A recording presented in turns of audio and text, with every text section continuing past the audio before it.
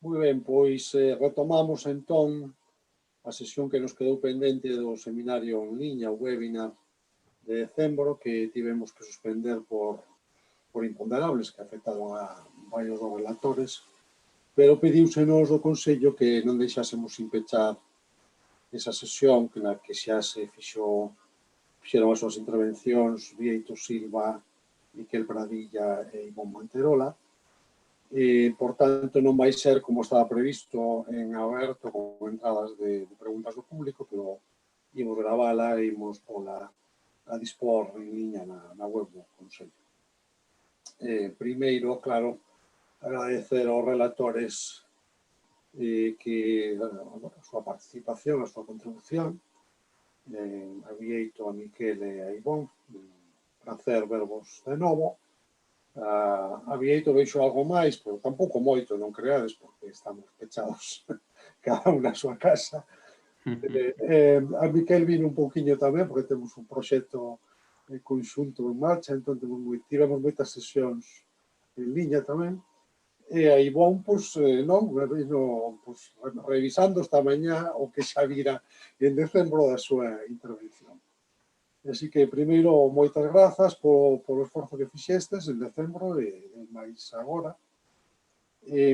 As intervencións son moi interesantes, cada unha delas, porque en cada situación se suxiren moitos elementos para o comentario, para o debate, e aínda son moito máis interesantes cando se ven por xunto, e se ven, digamos, perspectivas comparativas entre non tanto entre as tres situacións sociolingüísticas que máis ou menos as damos por sabidas, senón por as situacións lotopolíticas e particularmente polo papel que se lle atribúe ao sistema educativo e aos modelos plurilingües no sistema educativo en cada unha das situacións e que cada unha das situacións é unha pluralidade de situacións, sobre todo se pensamos no caso catalán, onde a diversidade é enorme.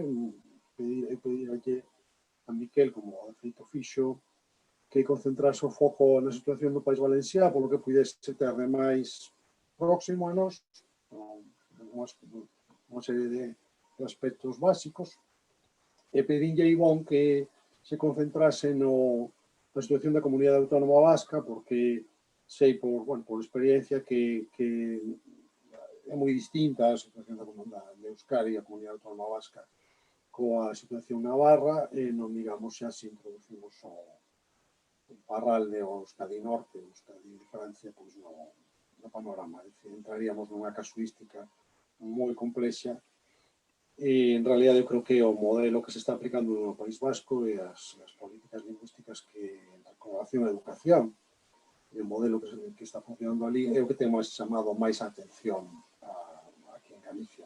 Probablemente tamén fora de Galicia, pero, desde logo, aquí en Galicia. Entón, eu creo que, máis que teño algunhas preguntas ou dúbidas concretas que presentarvos a cada un. Claro, aquí teño que saltar a Bieito, porque sería un pouco impostado preguntarlle dúbidas a Bieito sobre a situación galega. Hai máis sobre os relatorios de Miquel e de Ivón. Entón, como, se os parece, podemos comezar ao revés, ver algúns elementos comparativos e logo, se acaso, preguntar por cuestións concretas, non, a cada un de vos. A mí unha das cousas que me chamou a atención, sobre todo, non só se ten en conta a situación sociolingüística de base, o panorama lotopolítico e, concretamente, as modelos lingüísticos das escolas, sino tamén digamos, a actuación de elementos externos, en principio, a isto, como pode ser o mundo judicial, penso, no caso de Valencia e Cataluña, non? Que unha importancia moi grande, creo que menor no caso de Galicia e de Euskadi, pero digamos que cando un contempla os modelos en os debates a que dan lugar, as intervencións políticas e judiciais a que dan lugar, é un pouco sorprendente, porque digamos, hai argumentos que nun lugar se utilizan nun sentido e os mesmos argumentos no outro lugar se utilizan nun sentido bastante diferente. Por parte de varios axentes, pero estaba pensando ahora, porque me chamou bastante atención no aspecto judicial. Poño algúns casos, non? Algúns exemplos. O modelo vasco, que digamos que é un modelo de voluntariedade das familias, que é un modelo, ademais, ben sucedido, polo menos, en cantos objetivos inmediatos, non? De avance do sistema educativo. Outra cousa, pois, sería unha visión máis xeral. Pois, ese modelo de voluntariedade aquí en Galicia discútese moitísimo. É unha cuestión que se considera que as familias, deixo un indicado un pouco vieito, non? No seu relatorio. A intervención das familias na escolla da lingua dos centros, a lingua vehicular dos centros, considerase que é unha cousa moi limitada. Incluso hai unha sentenza judicial que establece que non poden ser as familias as que digan cal é a lingua do centro, a lingua do centro. No caso de Valencia, diríamos, por lo que deduzo da intervención de Miquel, os argumentos mesmo xurídicos que se manexaron para invalidar o decreto do 17 que prevía unha maior presenza do valenciano, do catalán, no sistema educativo, diríamos, convertiría en ilegal o modelo vigente en Galicia, curiosamente, porque aquí temos o modelo noso di que o 50% do ensino debe ser en galego, salvo que este o inglés polo medio, etc. E os parece que en Valencia eso deu lugar a que se considerase alegal o decreto. O sea, non só no aspecto xurídico, sino incluso no aspecto do debate social. Vense como unhos elementos de contraste moi curiosos. Eu pediríamos unha reflexión primeira sobre isto, despois se queres entramos en aspectos máis concretos. Podemos empezar por Ivón, que foi o último a falar, despois seguimos. Vale, moitas grazas. Antes de nada, es un placer estar aquí. Evidentemente es una pena no poder intervenir en directo y en Galicia y estar todos juntos, con público en directo, etcétera. Pero bueno, tampoco podemos quedarnos en casa y no hacer nada, ¿verdad? Se subraya mucho, ¿no?, el carácter de voluntariedad del sistema, del caso vasco, de la comunidad autónoma vasca. Sí, se trata de un sistema basado en la voluntariedad, pero que por otro lado, el gobierno vasco, pero también organizaciones pro euskera, redes de ikastolas, etcétera, profesorado, dirección de muchísimas escuelas, ¿no? Han empujado muchísimo en una línea en el sentido de que la escolarización en euskera fuera la mejor, la de mejor calidad, la de mejores resultados, y eso fue así, y esa es otra de las grandes características del caso de la comunidad autónoma vasca desde los años 80. Es decir, la ley sí que da, sí ofrece una especie de voluntariedad, pero por otra parte, el gobierno y otros actores han hecho muchísimo para que, digamos, de alguna manera, para que las familias valoren especialmente el modelo D.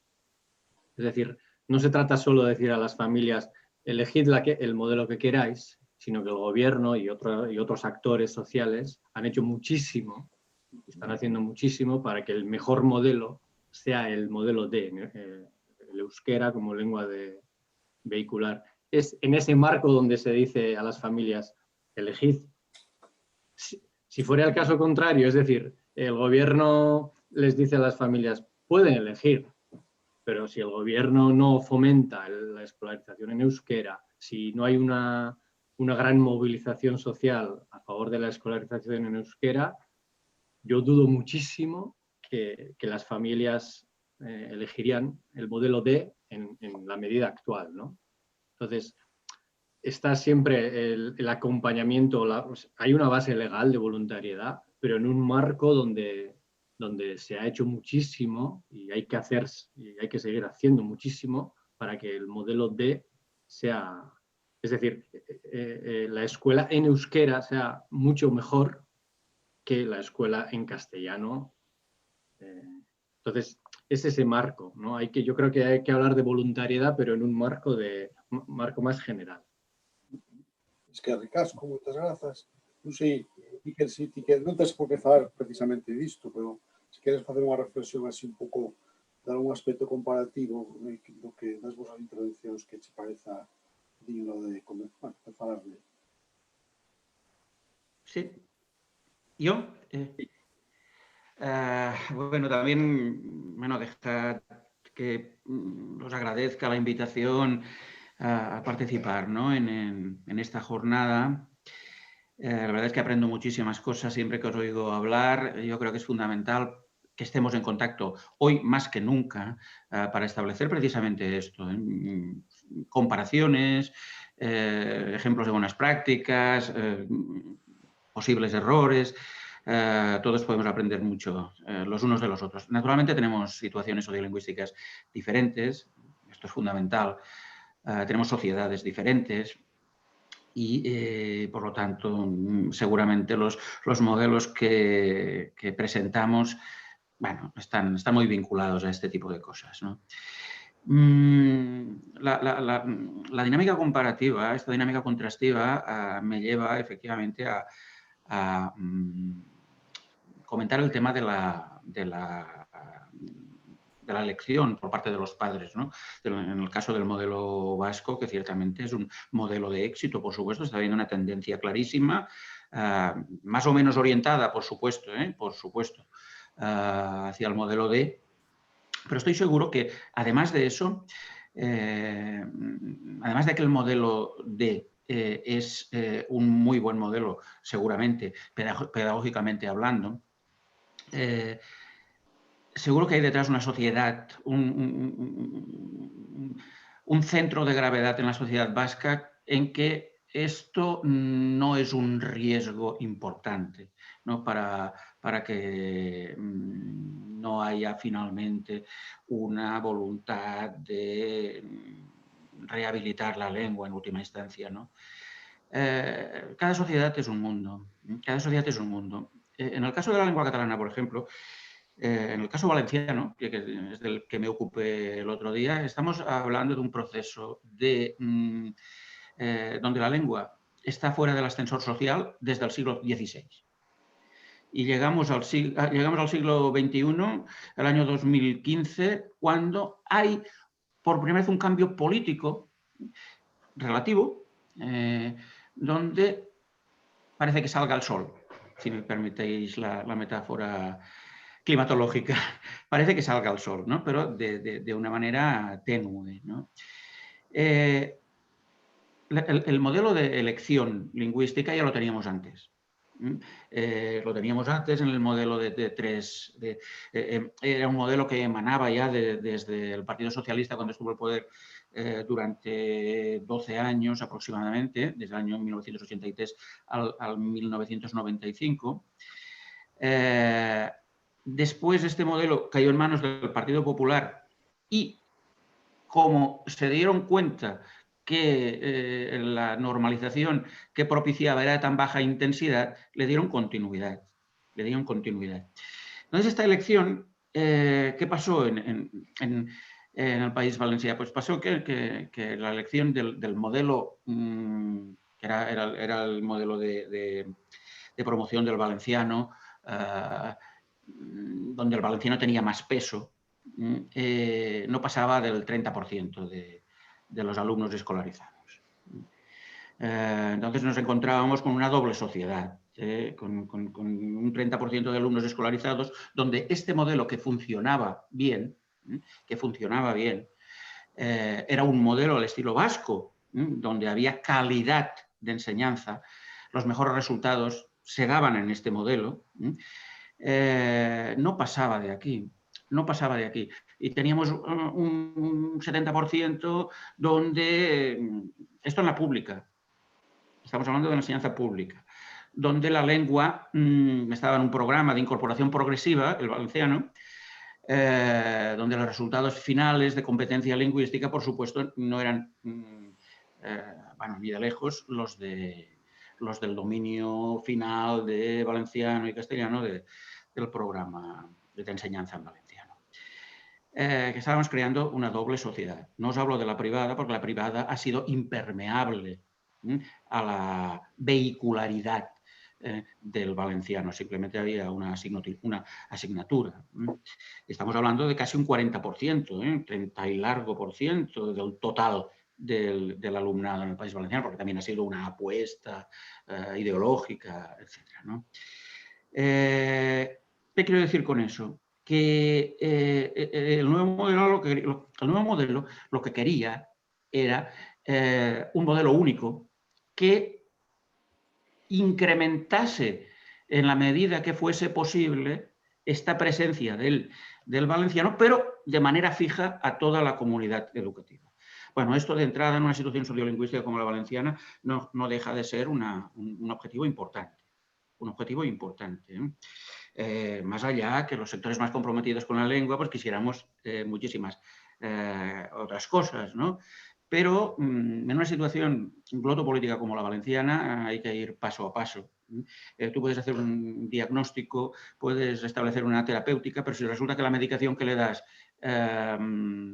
se carga al paciente, automáticamente lo que hacen es cambiar de médico. Y cambiar de médico quiere decir cambiar de liderazgos políticos y otras terapéuticas en que la lengua, en definitiva, no tiene nada que ver. En Cataluña, en cambio, la cosa podía ser diferente, pero han pasado muchas cosas. Yo creo que uno de los secretos en el tema de la elección está en la despolitización, en el destensionamiento social. Esto pasó en los inicios de la inmersión lingüística, de la mítica inmersión lingüística, hubo un consenso mayoritario importantísimo, un consenso que, más allá de los partidos políticos, yo creo que era un consenso también social importante. Ya con la ley de planificación lingüística del 98, continuó habiendo un consenso importante, pero ya empezaron a haber resquicios de oposición. Y es cuando salieron partidos, un partido básicamente destinado a la impugnación de este consenso, ¿no? Y llegamos a la actualidad donde la politización, la polarización en definitiva es tan grande que esto estalla automáticamente. Y el tema de la elección lingüística, en tanto que se instrumentaliza, pues es un riesgo importante, ¿no? Es decir, ¿quién elige el modelo? Las familias o la administración en función de unos objetivos que analizan las necesidades lingüísticas de un ecosistema que pretendemos, donde pretendemos que la centralidad la tenga la lengua catalana. Bien, aquí es ahora en estos momentos donde hay conflicto. Pero fijaos que incluso habiendo este conflicto, habiendo una legislación involucionista clarísimamente, la Llei Wert en su momento, y la posibilidad de gestionar la enseñanza en castellano para quien lo pida, estos últimos 5 años, desde el momento álgido en que fueron 400 las familias de todo el sistema educativo catalán que pidieron atención lingüística en español, al final solo han quedado 4 personas que se han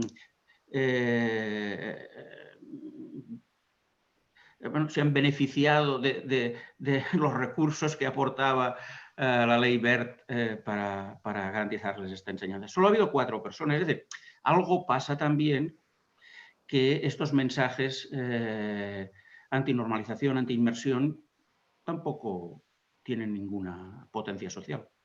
Me quedo aquí. Muy bien, muchas gracias. Imos a dar toda a palabra bien. Ben, vamos a ver, isto de falar despois de Ivón e de Miquel casi me obriga a entrar en matizacións ou en complementos, en fin, de tirar das súas intervencións, non? Pero tiña unha afirmación previa, así de principio xeral, non? E é que, para mí, un obxectivo colectivo non pode deixarse nas mans dos individuos particulares, non? E a lingua é un obxectivo colectivo. definido como sexa, non? Definido da maneira que considere a maioría representadas por os gobernantes de cada momento. Claro, e aquí estamos partindo de experiencias políticas de gobernos de moi diferente signo, non? E por iso non é fácil comparar os resultados da libre elección en Euskadi, o modelo único de consunción en Cataluña, a través da inversión ou a situación galega, non? Porque detrás hai sociedades e hai gobernos, hai políticos de moi diferente ideoloxía, de diferente maneira de ver as cousas. Pero, insisto, para min, máis alá dos gobernos e das ideoloxías que haxa detrás, que poden ser máis coincidentes ou menos con cada un de nós, un principio, un obxectivo colectivo ten que estar definido e impulsado polos gobernos, polas institucións públicas. Non pode ser unha decisión simple de individuos, inda que en algún momento nos apeteza a nivel particular ter esa capacidade de decisión. Que está sucedendo en Galicia? Enrique o sabe ben, o mellor tamén Ivón e Miquel, non? A bandeira da libre elección levarona os chamados Galicia bilingüe, ou se de outra maneira, pero que detrás dese rótulo de Galicia bilingüe non había nada de ideoloxía bilingüe, había claramente unha postura antigalega, non?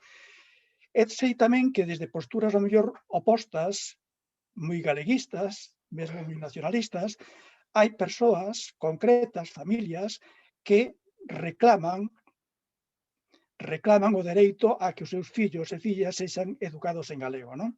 É dicir, que poden coincidir nun momento dado desde esa dimensión máis particular nunha reclamación de defensa da libre elección.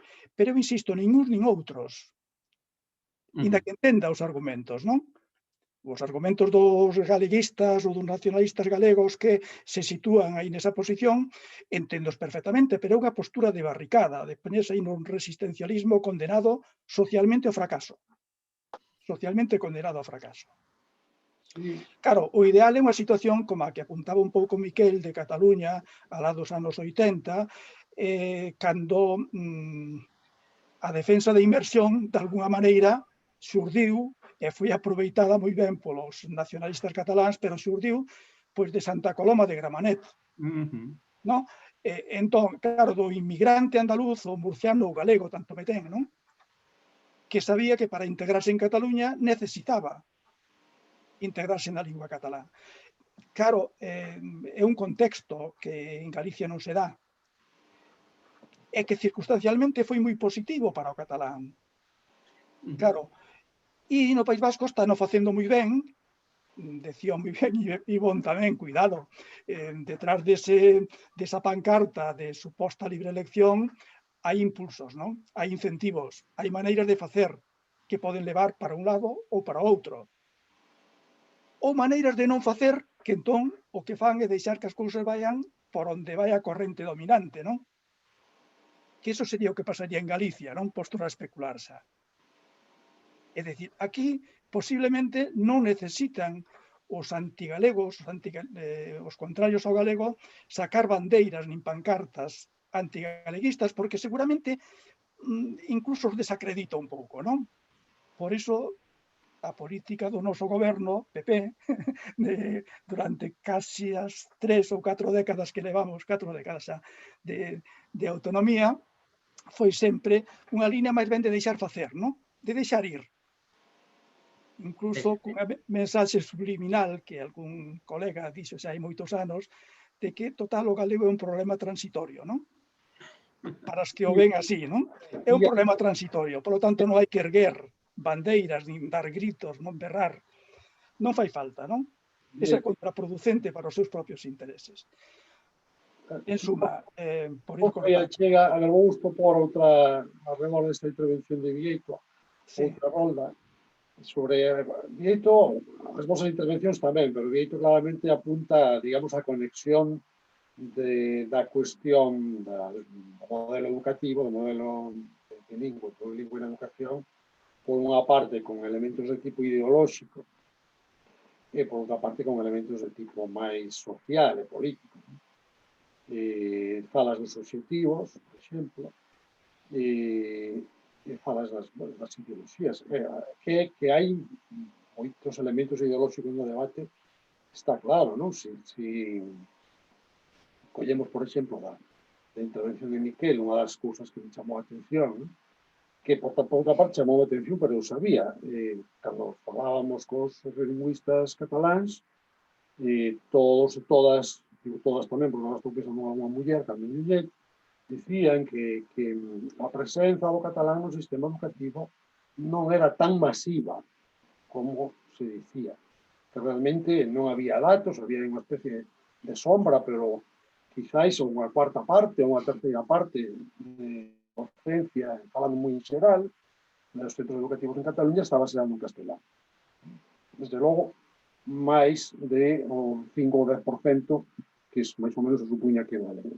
Entón, fixade, vos das unha situación moi curiosa, porque a realidade é que non hai unha presenza do catalán do 90%, digamos, para entender. Pero o debate social e ideolóxico faixe como se houvese. E unha asunción que fan tantos que están en contra como os que están a favor. É dicir, isto demostra que estamos nun debate ideolóxico, porque os partidarios do catalán podían dicir, é verdade, non chegamos a tanto, entón, pois já está, imos adecuar a lei á realidade. Non imos por 100%, porque non chegamos ao 100%, entón, pois imos por, non sei, 70%. Os contrarios ao catalán podían dicir, se vedes como non chegan, pois se non chegan, pois ímonos quedar con un 30%, polo menos. Quero dicir, está claro que o debate non está moitas veces fundado nos datos, no que se di nos papéis, sino elementos ideolóxicos, diríamos, que revolven.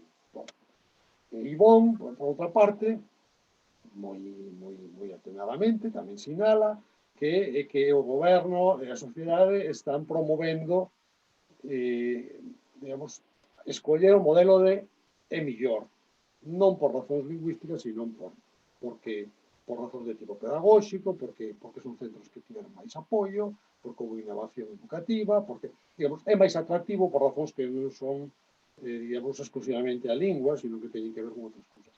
Pero, claro, ese apoio tamén significa algo socialmente. Pregúntome o que pasaría en Cataluña, non sei, non digo non sei, porque non sei, pero en Galicia sí sei que pasaría se houvese unha política que dese máis apoio aos centros que teñen máis galego. Eu sei que eso sería motivo para un debate, é dicir, para unha polémica. Entón, bon, eso é posible porque en Euskadi hai un apoio social moi forte a esas políticas e eso permite que podamos decir, escollede, pero xa sabedes que isto está mellor que aquilo. Ninguén o pon en cuestión, que se saiba, non se discute.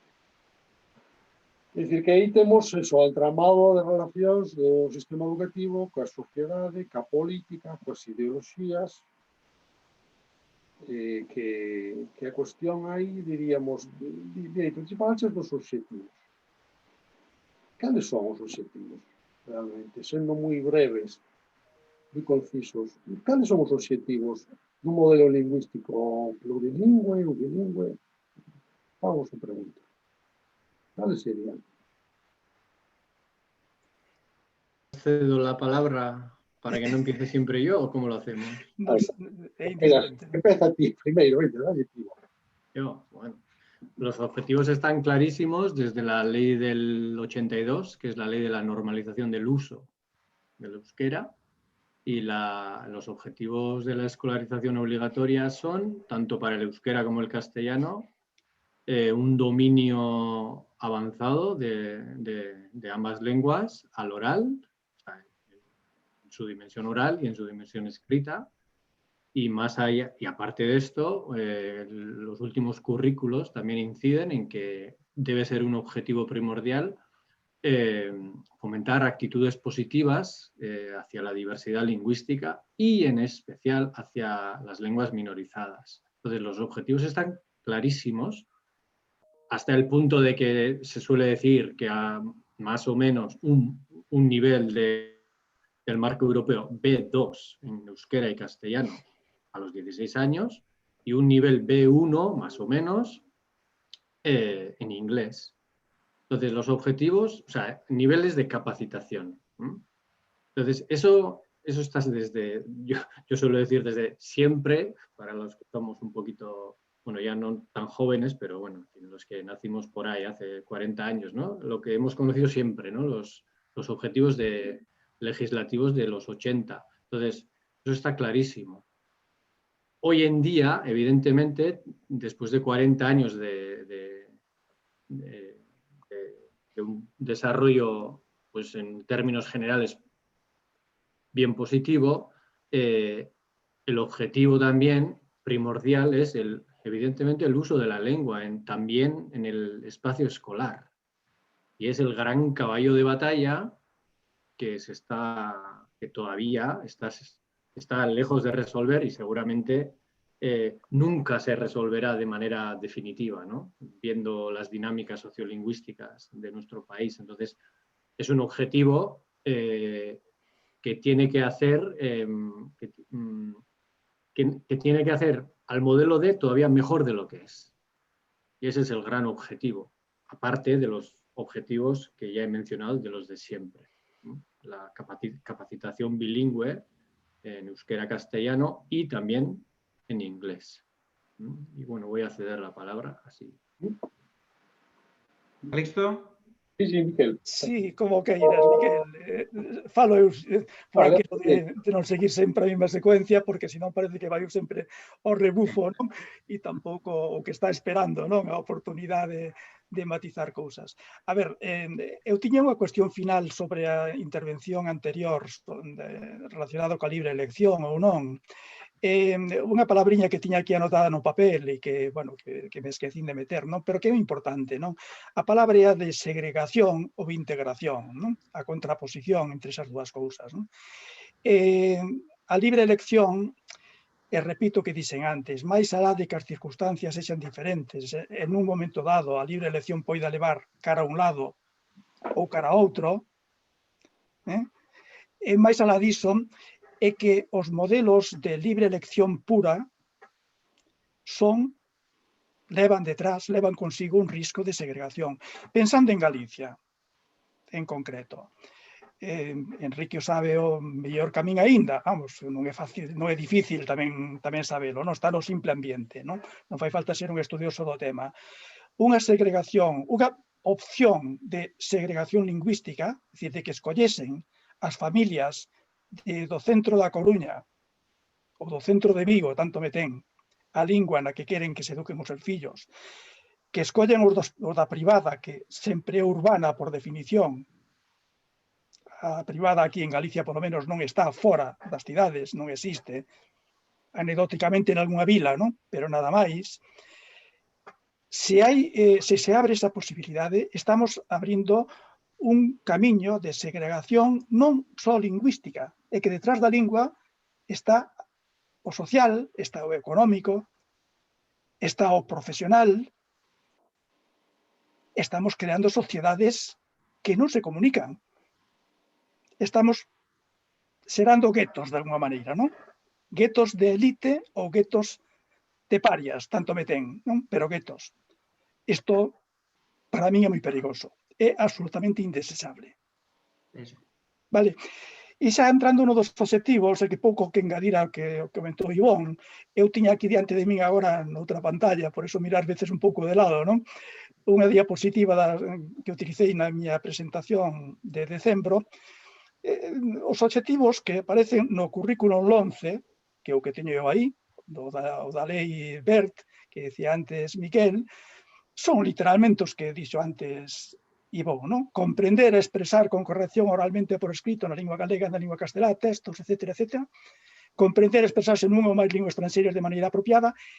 E un terceiro, que é un obxectivo máis sociolingüístico, ou se queremos máis ético, non tanto de capacidade comunicativa, que é o de coñecer e valorar a importancia do uso da lingua galega como elemento fundamental para o mantemento da identidade, etc., etc., etc. É dicir, o que Ivón decía, defensa da diversidade lingüística, do principio da diversidade, especialmente de valoración ou valorización das linguas minorizadas, que se dá a circunstancia de que son, ademais, as históricas dos territorios, non?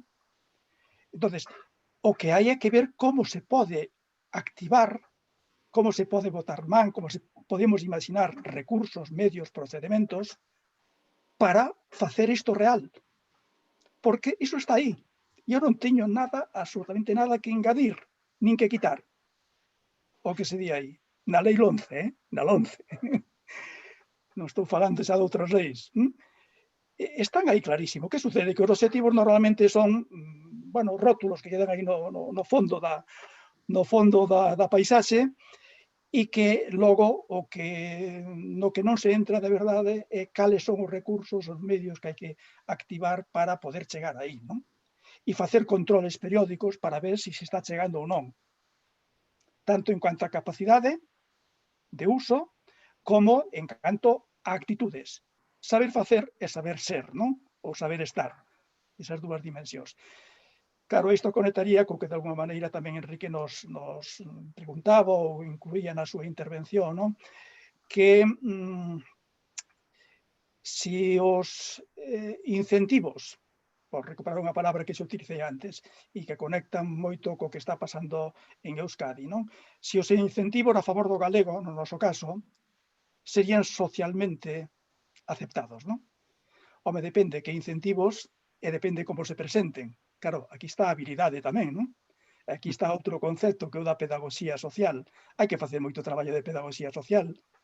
O que pasa é que iso moitas veces significa baixar as leiras, baixar a pé de obra, digamos, e poucas veces o facemos, non? Nin o fan os políticos, lóxicamente, non? Que falan desde os estrados, desde detrás das cámaras, e poucos van polas rúas, polas tabernas, polas leiras, non? A escoitar, e a falar, e a intercambiar, non? Entón, eu creo que sí, sin facerme ilusións, eu sei no mundo no que estou, non? E sei que hai dinámicas moi poderosas que lle fan moi difícil a supervivencia ás linguas minoradas e minoritarias como pode ser a galega, non? Non ignoro iso, pero que se poida contrarrestar un pouquiño esa dinámica, eu tamén estou convencido de que sí é posible, non? Non se trata de nomear medios, pero si Enrique ti sábelo moi ben, seguramente tamén en Euskadi, en Cataluña e no País Valencià está pasando, non? Si nos centros plurilingües se están facilitando as cousas, non sei, con figuras de auxiliares de conversa, con reducción de número de alumnos, de alumnas por aula, con favorecer intercambios, É dicir, hai maneiras, non? Hai maneiras que non é o momento de empezar a enumerar, nin teño a mente como para entrar niso, non? Pero hai maneiras de facelo. Hai que pensar nas máis intelixentes, nas que poden crear unha reacción social máis favorable, ou en todo caso non xerar reaccións adversas, estar preparados para intervir cando esas aparezan, non? Porque hai argumentos para dicilo. Por que hai detrás do papanatismo, e desculpademe a palabra así tan coloquial, de que os nenos, nenas teñen que empezar a falar inglés aos 2, 3 anos, non? Cando non saben falar en Galicia galego, casi ningún, e ao mellor malo castelán, non? Que hai detrás diso? Bueno, pois hai un prexuízo, e é que se aprenden galego van ter máis dificultade para aprender outras cousas. Este prexuízo podese desmontar moi facilmente, con argumentos científicos. Ningún galego falante vai ter máis dificultade para aprender inglés que a un que non aprendeu en galego, que aprendeu en castelán directamente ou que aprendeu en inglés directamente, non? É dicir, que hai argumentos, non? Pasa que isto dá traballo, e poucas veces nos metemos, poucas veces baixamos a obra, non? Para poñer o ladrillo, non? É máis fácil mirar desde arriba, non? Se andamos por aí co dron planeando, pois é moito máis fácil todo. Sí, muy de acuerdo con lo dicho, efectivamente. En el caso de Cataluña, fijaos que bueno, la relación un poco de los objetivos es coincidente y aparte del mismo concepto de normalización lingüística, que recordad que la sociolingüística catalana con Aracil lanzó y Miñoles y tal, y luego las leyes fueron de normalización lingüística. Pero bueno, los objetivos esenciales son los mismos. Lo que sí que es cierto es que el tiempo ha llevado a una cierta adaptación a la nueva realidad. Creo que los dos lo dijisteis en vuestras intervenciones, se ha pasado de una situación bilingüe a una situación multilingüe. Lo que pasa es que en el caso de Cataluña, este multilingüismo, además de la exigencia social, del conocimiento de lenguas, de comunicación internacional, léase el inglés, esencialmente, ¿no? Además de eso, tenemos 300 lenguas. En Cataluña tenemos un mosaico lingüístico impresionante. Tenemos un 19% de la población en Cataluña que ha nacido en el extranjero. Tenemos alrededor de un 10-11% del alumnado con otras lenguas. Claro, esto da una complejidad al sistema extraordinaria. Y, efectivamente, la administración alguna cosa debía hacer al respecto, ¿no? Y es aquí donde sí que quisiera plantearos un poco de complemento a lo que dije el otro día, de esta evolución del modelo educativo en Cataluña, que se planteó en un documento del año 18, que generó un revuelo importantísimo, que de alguna manera situaba encima de la mesa este cambio de contexto, situaba un contexto demolingüístico muy diferente, situaba, por lo tanto, un objetivo nuevo que era la valoración, la visibilización y el aprovechamiento en la medida que pueda ser posible de esta riqueza lingüística con la que convivimos. Es un objetivo nuevo. Además, para ser valorado tienes que valorar. Esta es una cuestión básica en política y planificación lingüística. Difícilmente atraerás a tu lengua personas de las que desprecias su código. Entrar en unas dinámicas de valoración de la diversidad lingüística clarísimas, ¿no? La Administración lanzó este globo sonda, en definitiva, con un documento que ya se situaba en esto que ya se trabajó mucho en su momento en el País Valencià y que vosotros habéis trabajado y habéis, tanto en Galicia como en el País Vasco, ¿no? El tratamiento integral de lenguas, la competencia comunicativa plurilingüe, ¿no? La competencia plurilingüe, etc. Aquí, este planteamiento ha entrado ahora, seguramente ha venido para quedarse, por supuesto, porque es que difícilmente puedes abordar una realidad como la que tenemos de otra forma. Pero las grandes críticas han surgido desde los sectores más nacionalistas entre comillas. Quiero decir, aquellas personas que en estos momentos perciben la realidad del uso de la lengua catalana como una situación de crisis importante. Que esta es una cuestión que no podemos dejar de comentar también en este debate, ¿no? Al final de todo, hemos tenido una cierta gestión del multilingüismo en el aula, más bien del bilingüismo en su momento, ¿no? Durante todo un tiempo hemos llegado a la actualidad y en qué situación nos ha quedado la lengua. Claro, es aquello del Fishman, ¿no? De que con la lengua no, únicamente pues no hay suficiente. La lengua, creo, Calixto, que tú lo comentaste. Digo, Calixto es Vieito, ¿no? Vieito, sí. Vieito Silva. Vieito Calixto é un señor do teatro moi famoso. Sí, perdona. Nada, tranquilo. Tú, efectivamente, también lo comentaste en su momento, ¿no? Bueno, estamos en un tema muy complejo. Estamos en un tema muy complejo. En Cataluña, te digo, hay críticas profundas porque aún no se acaba de entender que con un programa multilingüe de estas características no pueda perder peso la centralidad de la lengua catalana, ¿no? Y sobre esta cuestión, déjame, Enrique, que ahonde en lo que tú comentabas anteriormente. Tenemos que ser muy claros al respecto sobre la presencia del castellano en las aulas en Cataluña. Esto es fundamental. Yo esto lo he vivido en términos de una cierta estafa, personalmente. Porque yo siempre he sido un gran defensor del modelo lingüístico catalán, pero claro, un defensor también de su aplicación.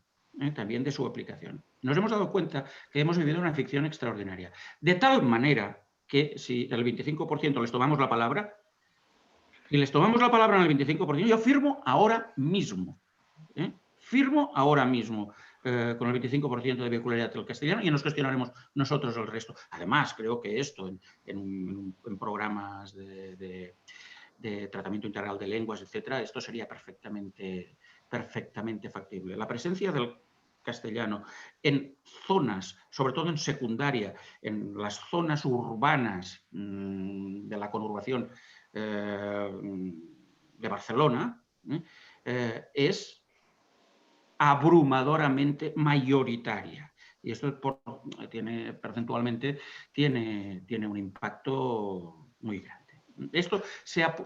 ¿Cómo ha salido todo esto ahora? ¿Cómo se ha puesto ahora esto sobre la mesa? Pues sí, por una banda, por este hooliganismo, permitid que lo diga así, judicial, que fijaos que de alguna manera condiciona que nosotros estemos hablando más de cuestiones glotopolíticas que de cuestiones de didáctica de la lengua, etcétera, que sería lo que nos correspondería, diría yo.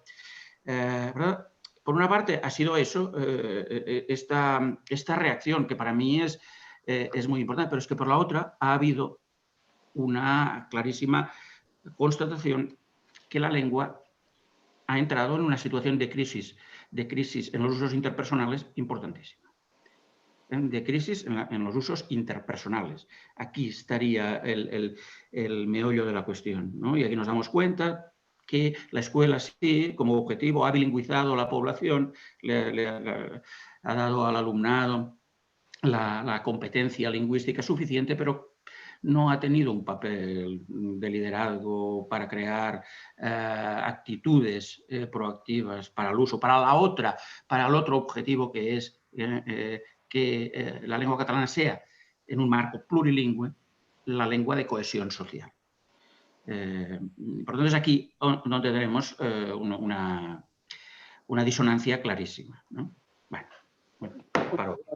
Sabedes que en fin, vimos afondando e ao mesmo tempo ampliando o foco, están saindo moitas cousas. A min, isto que acaba de comentar a Miguel, era unha cuestión que me chamaba moito a atención, porque efectivamente detectaba unha disonancia moi grande entre o que parecía que era a realidade do uso do castelán e do catalán no sistema educativo en Cataluña e o que era o debate social en que parecía que estábamos falando de mundos distintos. Están dicindo que o castelán ten unha presenza moi grande, como acabamos de ver, e logo resulta que o debate social está colocado en que o castelán está marxinado do sistema educativo. Bueno, isto non hai maneira de entenderse. Por eso tamén permíteme que aproveite a ocasión para reivindicar a importancia da sociolingüística nestas cosas, de que teñamos un coñecemento o máis preciso posible e o máis objetivo posible das realidades sociolingüísticas as que nos movemos para centrar os debates pues, nos aspectos que realmente son moi problemáticos. Aí estamos saindo, claro, apuntaba tamén Miquel agora, realmente non estamos falando prácticamente nada do que serían os aspectos educativos, os modelos bilingües. Por que? Non é porque non queiramos facelo, sino porque a realidade xusto nos está colocando con que o debate está noutro lugar. E estamos vendo tamén, por eso a miña pregunta aparentemente inxenua, sobre os obxectivos, fixademos como desde a resposta de Ivón, que empezou remitíndose a legislación, acabou falando algo do uso, despois Vieito xa ampliou moito máis con actitudes e tal e cual, e ao final Miquel levounos, a ver, de verdad, o problema é a cohesión social, bla, bla, bla, o sea, estamos xa moi lonxe do que, moi alén, non? Moito máis alado que o que literalmente din as normas legais, non? Sobre a cuestión. É dicir, por tanto, o problema é que tamén é obxectivos educativos que serían de competencia ou de actitudes, de coñecemento da realidade, de actitude ante o plurilingüismo, pero tamén estamos logo ante a cuestión de obxectivos que van máis alá do sistema educativo, dos centros educativos.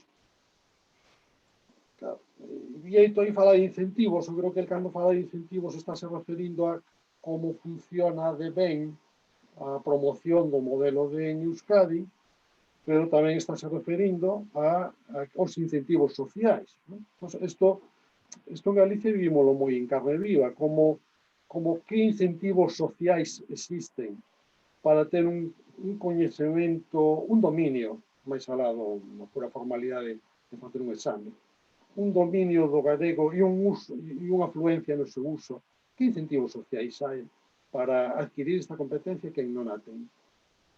O traballo que lle custa conseguir iso, con que o retribúe socialmente? Esta é a cuestión, non? De feito, aquí o noso debate, cando se produciu nos anos 2007, 2008, saiu unha defensa do bilingüismo, digamos, por parte de sectores que realmente o que estaban defendendo era un bimonolingüismo. Non sei xa, nos deixademos co castelán, pero o noso, e vos apañademos co galego que é o voso, que total xa sabemos que ides perder, porque está claro que ides perder. Isto é o nome do bilingüismo, curiosamente, non? É dicir, era xusto a versión contraria, a versión segregadora, como diría Vieito, non? Usando os termos.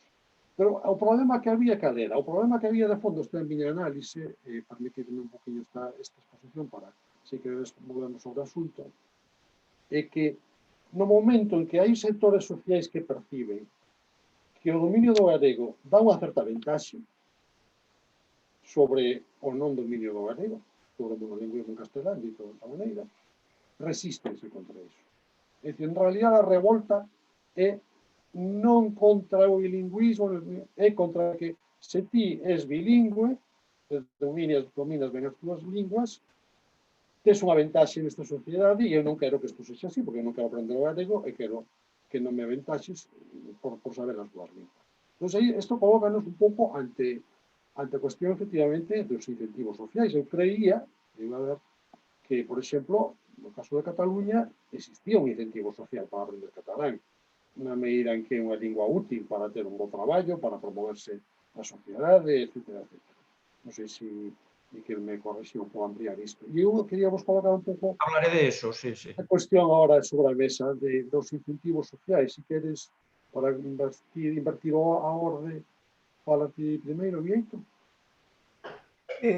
Sí, a ver, diso non teño moito que decir, porque, a ver, é falar de carencias, non? É falar de valeiros, é falar de inexistencias, non? O lamentable é que esa frase que utilicei antes, que non é miña, non? Que de algún colega que ti, Enrique, coñeces tamén ben, se non lembro mal, alá do ano 93 ou por aí, que decía isto, non? O decía que os máis intelixentes dos antigaleguistas non erguen bandeiras contra o galego, simplemente deixan pasar, non? Porque saben que é un problema transitorio. Claro, isto conecta, visto case 30 anos despois, está moito máis confirmado, non? Estamos nunhas dinámicas globais das que linguas como o galego o teñen máis difícil que o tiñan hai 30 anos, ou hai 40 anos, ou hai moito máis aínda, 50 ou 60, non? É difícil manterse en pé nun contexto como que estamos vivindo neste momento, non? Pero eu penso que pode haber incentivos sempre que asumamos que ese compromiso en forma de obxectivos que temos nas leis e nos decretos dos currículos educativos son algo máis que palabras ou que papel mollado. É dicir, que é algo, son cousas nas que cremos. Porque se non cremos, o que hai é que quitalas dai directamente. É dicir, se non lle damos valor real a iso que antes comentamos dos obxectivos, a eses obxectivos que un lin e que Ivón tamén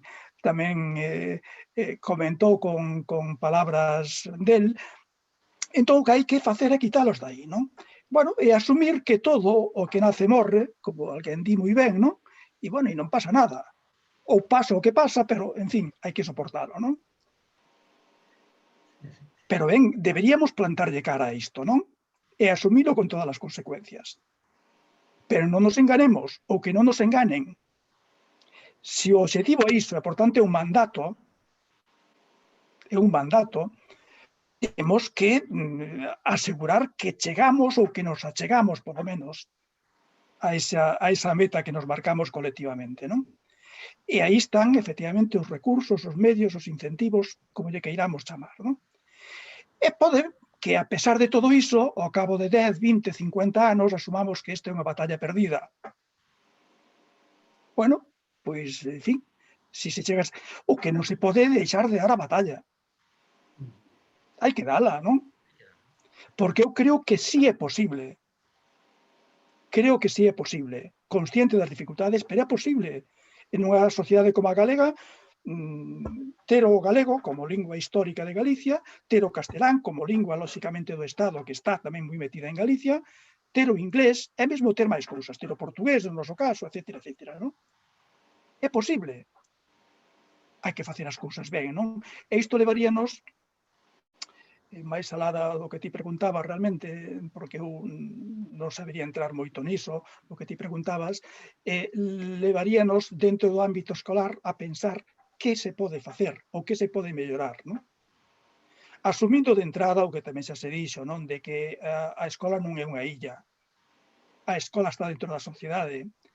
E se nós pensamos que cando entramos nas portas da escola entramos nun mundo diferente e nos facemos fortes ali dentro, estámonos enganando, non? Porque as portas vanse volver a abrir.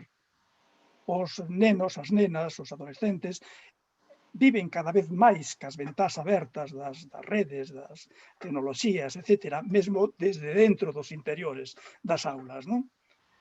Por tanto, non hai que enganarse con iso.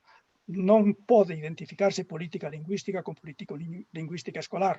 Un erro que eu teño repetido tamén, non por ser original, porque sei que o pode pensar calquera, un erro grande que se deu en Galicia durante todo o período autonómico, non? O problema da política lingüística en Galicia non foi tanto o que se fixo na escola como o que non se fixo fora da escola, non? Ahora, dentro da escola, claro que se poden mellorar cousas, non? E como ese é un pouquiño o campo no que nos situaba a sesión de hoxe, antes falaba, temos o instrumento do uso vehicular que temos que definir en que grao, non? Para non enganarnos tamén, como parece que se están enganando os propios catalás, non? Que sempre tendemos a mirar para Cataluña, a ollar para Cataluña, como esa sociedade modélica perfecta para os que defendemos as linguas propias dos territorios, non? E logo vemos que por detrás hai moito que remexer, non? Eu tiña ganas de que entrase Miquel neste tema, pero como non quero levar o debate para Cataluña, volvo aquí a Galicia, non? Hai que ver que se pode facer desde as aulas, non? E desde as aulas hai dous instrumentos. O uso curricular, é dicir, con que lingua funcionamos dentro dos centros, non só dentro das aulas, dentro dos centros, pero especialmente dentro das aulas, e aí hai moito que cambiar. É dicir, a situación galega neste momento, de que se nos di literalmente que materias ten que impartirse en galego, que materias tenen que impartir en castelán, sempre coa obsesión do equilibrio. E logo nos centros plurilingües que hai que restarlle ata un 33% que se pode impartir en inglés e que se resta maioritariamente as materias que está previsto que funcionen en galego, isto podese mellorar. E que se non se pode mellorar isto, entón, ímonos a casa todos, non? Pódese mellorar. E logo pódese mellorar outro instrumento, o que aludía tamén Miquel, non? O traballo interlingüístico. Hai que abrir. Antes decía de abrir portas, de abrir ventás, abrir as portas das aulas, non pechar porque entro na clase de lingua galega e dicir este é o meu reduto, non fágome forte aquí. Non, hai que abrir a porta ao de lingua castelá, ao de lingua inglesa, ao de lingua francesa, ou de outras linguas, e mesmo os de materias non lingüísticas, non? Para facer un traballo conxunto e ver como podemos poñer aí en pé de igualdade a lingua galega coa lingua castelá, coa lingua inglesa, para realizar actividades e tarefas que sexan tan atractivas como as que se fan en inglés.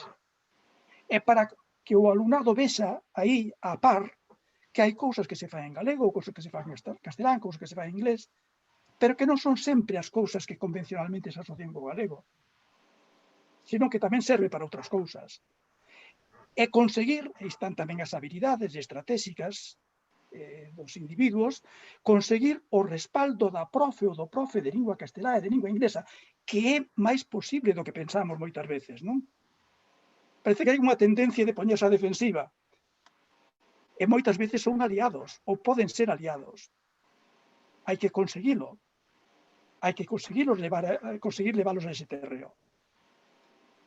Bueno, ese traballo interlingüístico creo que dá moita marxe para conseguir éxitos na capacitación do uso e, sobre todo, na valoración, na dignificación e na superación de prejuizos ambientais que están aí e que os alumnos os perciben e os viven e os interiorizan de maneira clara, non? Eu creo que ese é un traballo. Logo podíamos entrar nas clases específicas de cada lingua, como se ensina a lingua, non? A lingua galega, a lingua castelá, en fin, que tamén se pode mellorar moito, non? Pero creo que o instrumento do traballo interlingüístico ben feito, claro, se se fai mal, podemos nos estar condenando a marginalidade, non? Se nos deixan unha esquiniña pequeniña, alá no fondo, non?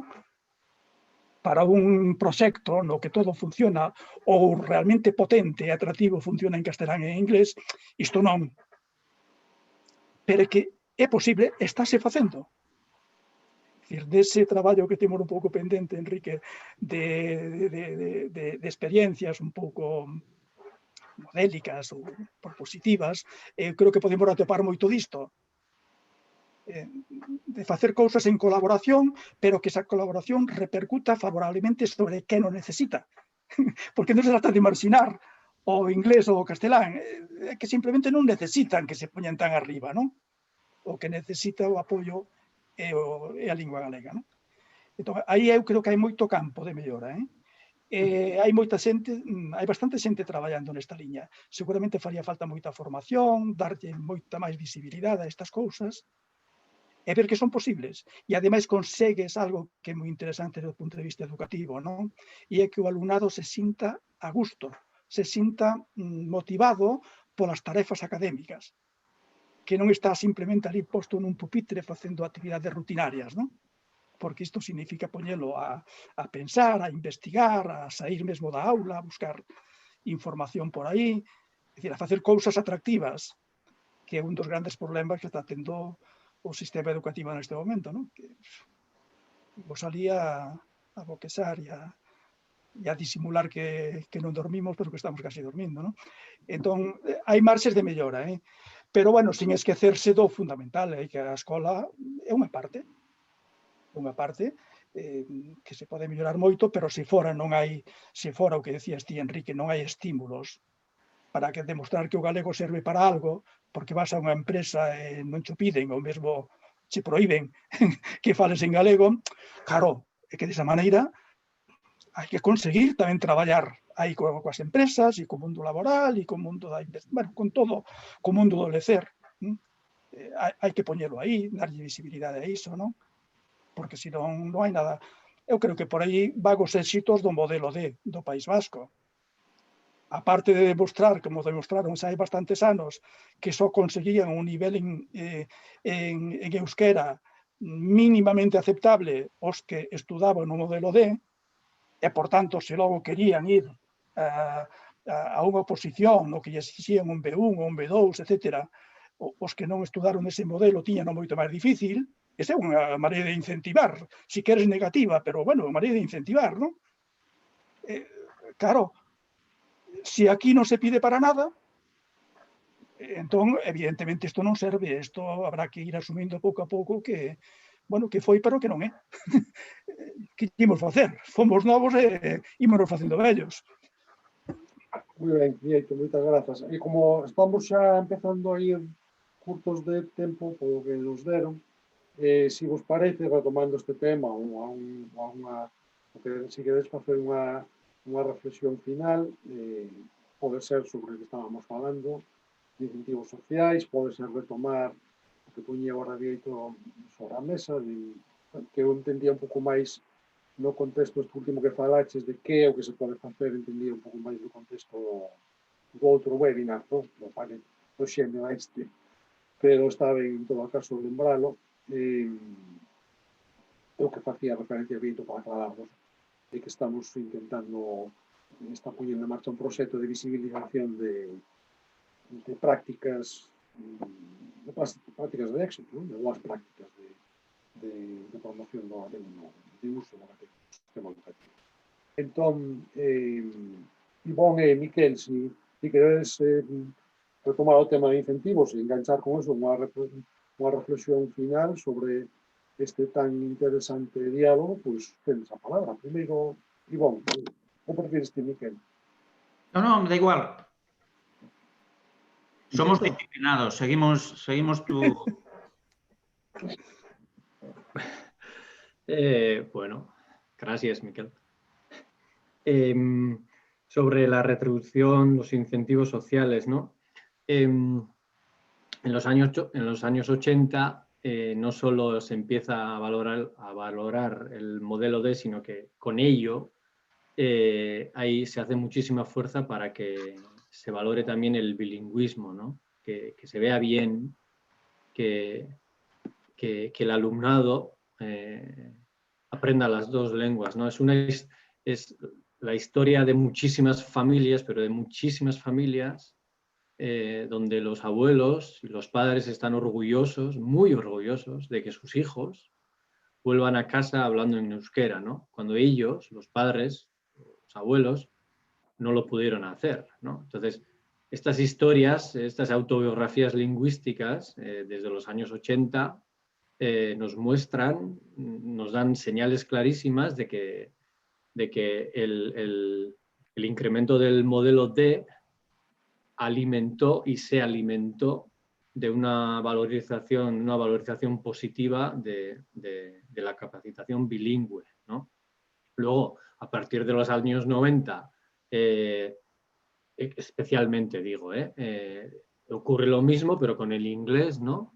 Y hoy en día las familias esperan de la escuela que sus hijos sean, pues más o menos, dominen más o menos las tres lenguas, ¿no? Entonces, lo de la valorización social del euskera desde el punto de vista de la comunidad autónoma vasca es muy interesante teniendo en cuenta el contraste que tenemos en la comunidad foral de Navarra y en las tres provincias del País Vasco francófono, ¿no? Donde el euskera tiene muchísimo menos valor social, ¿no? Y eso se refleja en la escuela, ¿no?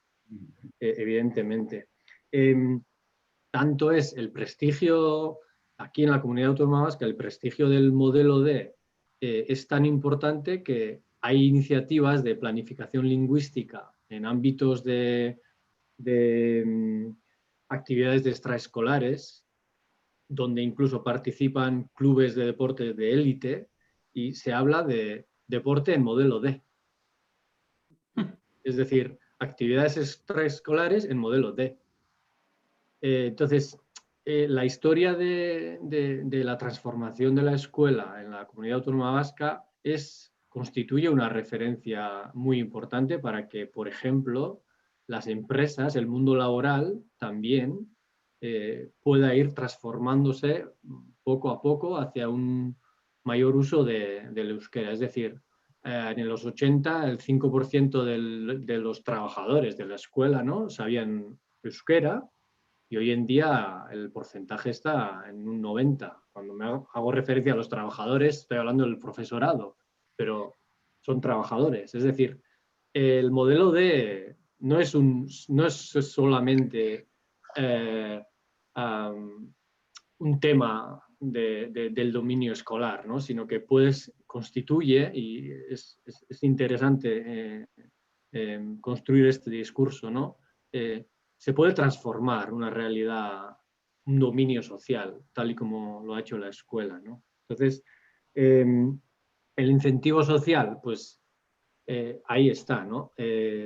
Si no se valora socialmente el euskera y no solo se hace a través de exigir título de B2 o C1 para acceder a funcionario, etcétera, sino que es necesario que haya movimientos sociales, redes de padres que exijan y que fomenten el idioma, ¿no?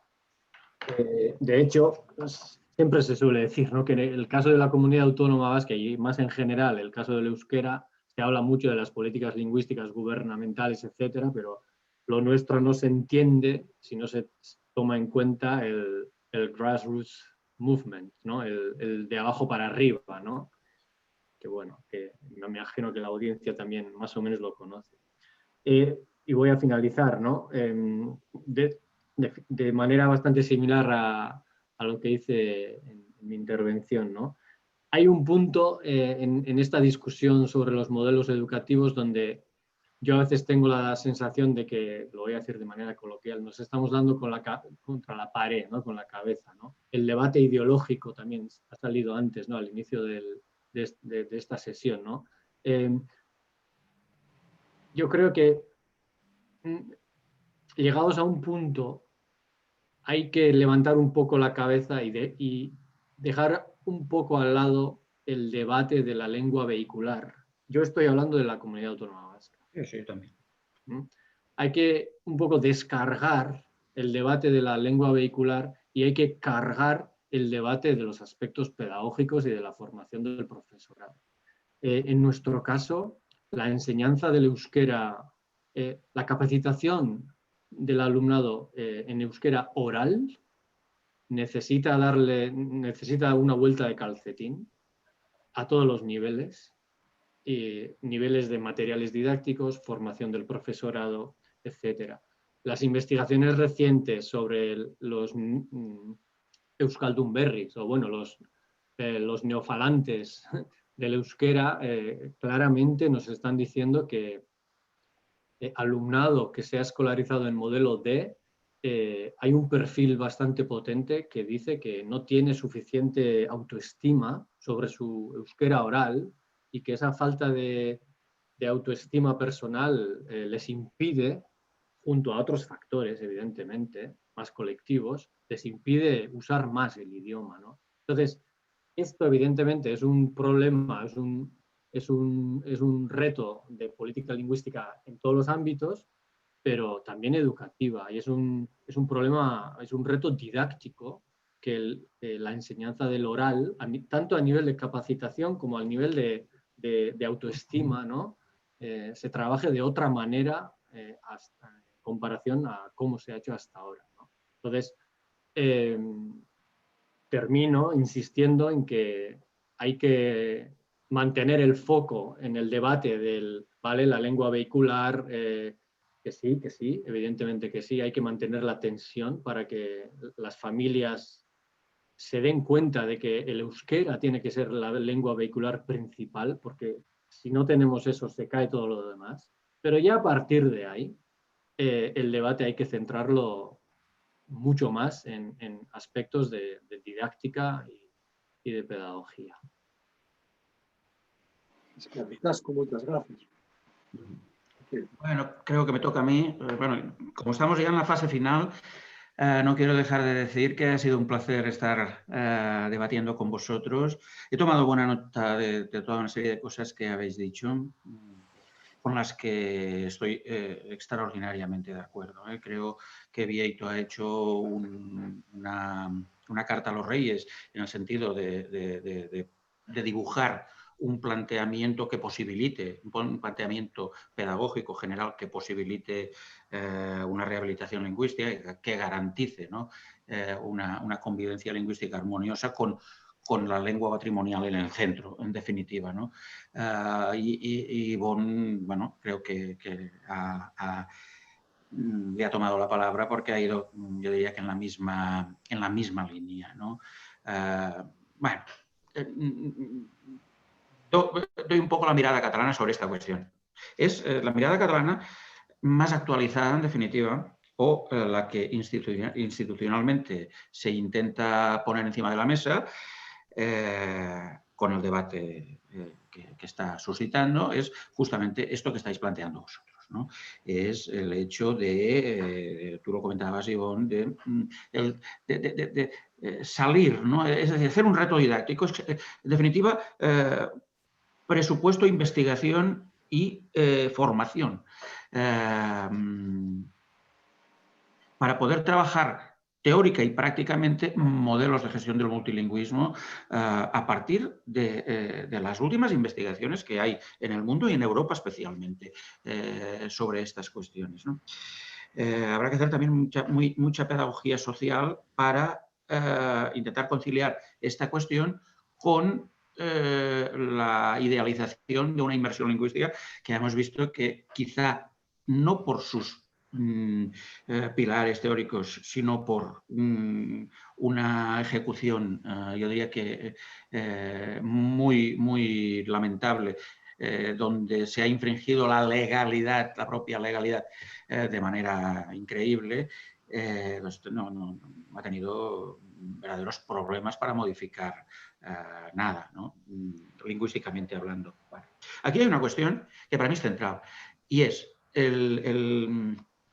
la dislocación que puede llegar a haber entre los conceptos de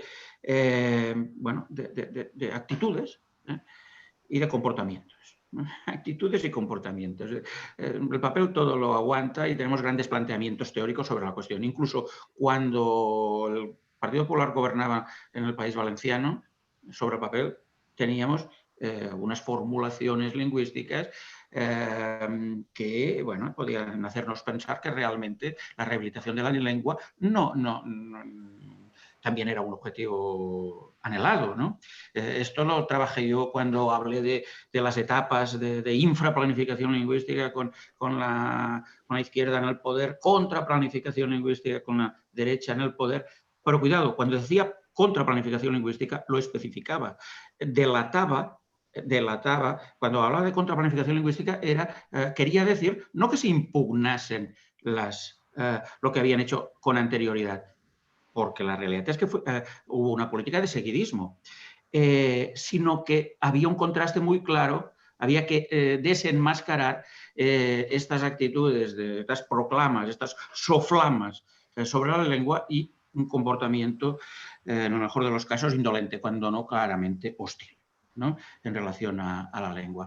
Bueno, esto aplicado en Cataluña, por ejemplo, también es fundamental. Es fundamental que pasemos del campo de las actitudes a los comportamientos, porque ciertamente ha habido una relajación extraordinaria. La última década, diría yo, que como mínimo ha sido una década nefasta desde este punto de vista, que nos plantea volver a evaluar cuestiones que se daban por consolidadas. Vieito lo ha comentado, Woolard y otros investigadores, era un lugar común que el acceso a la lengua catalana te mejora la vida. El acceso a la lengua catalana te sirve para promocionar socialmente, para encontrar un mejor trabajo, para cobrar más, etc. Esta cuestión hoy no la podríamos afirmar con la misma contundencia que la afirmábamos hace 10, 15 años. Esta es una realidad. El mejor incentivo para la escuela, en definitiva, el mejor incentivo que hay es que la matriz valorativa de la lengua esté completa.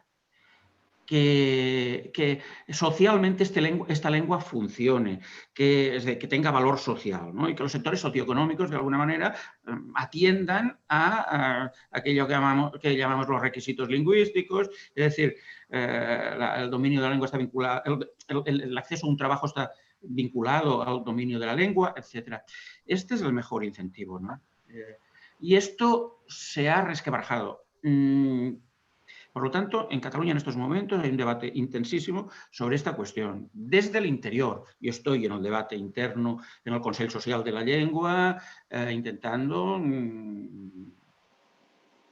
no hacernos trampas en el solitario y mirar ciertamente la situación real de la lengua para mirar de subvertirla.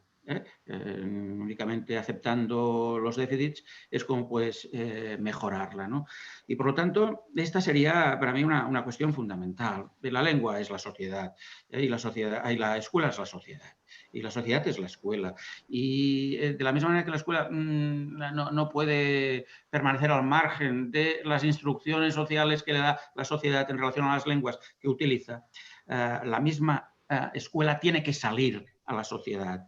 Tiene que salir también tiene que salir del aula, lo habéis dicho los dos, creo. Por lo tanto, es clave. También la oralidad, Ivonne, es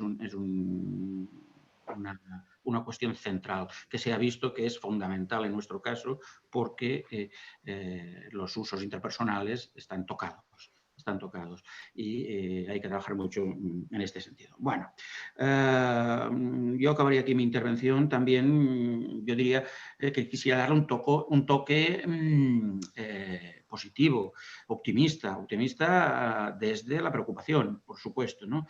Y yo entiendo que en este caso, en el caso catalán, es fundamental crear una conciencia social nuevamente, restablecer una conciencia social alrededor de la necesaria actuación sobre la lengua. Es importante que los mensajes que le demos a la sociedad, mensajes que tienen que ir acompañados de un relato legitimador, donde hemos salido perdiendo nuevamente, estos mensajes hemos de ser capaces de elaborarlos, de que no sean otros mensajes, otros relatos los que nos marquen la agenda sociopolítica y avanzar, porque yo creo que hay un cuerpo social suficiente para que se llegue a una situación mucho mejor de la que tenemos actualmente. Muchas gracias. Pues, en fin, si os parece, entonces, como fin, si non vos parece, van nos mandar que acabemos, porque estamos xa no límite da hora. Foi un auténtico placer este web party, este encontro en liña. Como se dixo por parte de varios, apréndese moitísimo con estes intercambios, con estes diálogos. Un incentivo a tomando unha palabra que utilizamos máis para ver se podemos seguir con eles. Tamén dixo Miquel antes que é o momento en que axuntemos forzas, é o momento de que saibamos construir un discurso co que dirixirnos primeiramente ás nosas sociedades, pero tamén co que dirixirnos ao conxunto da sociedade española, porque a batalla non será só aquí, dáse tamén. E hai que estás impoñendo un relato que claramente prejudicial para nós, e non sei se estamos facendo o esforzo que podemos e que debemos facer para construir un relato diferente para que a sociedade española non vexa o progreso e defensa dos nosos idiomas como unha ameaza, ¿no? como un risco. En todo caso, intercambiando ideas, intercambiando experiencias, pues avanzamos, pasamos ben, creo, tamén, porque nos gusta falar disto, porque nos interesa, e esperemos que tamén a xente que poida consultar esta grabación na rede, pois tamén lle interese, lle guste e lle saque proveito a este intercambio. Moitísimas grazas pola vosa generosidade, sois persoas moi ocupadas, sabémolo, estamos nun tempo moi difícil para facer estas cousas. Foi un auténtico placer contar convosco. Por tanto, moitas grazas, Esquer Casco, moitas gracias e seguiremos. Ata logo. Gracias. Muy bien, pues veña, saúdos. Saludos. Saludos, y no me tengas en cuenta.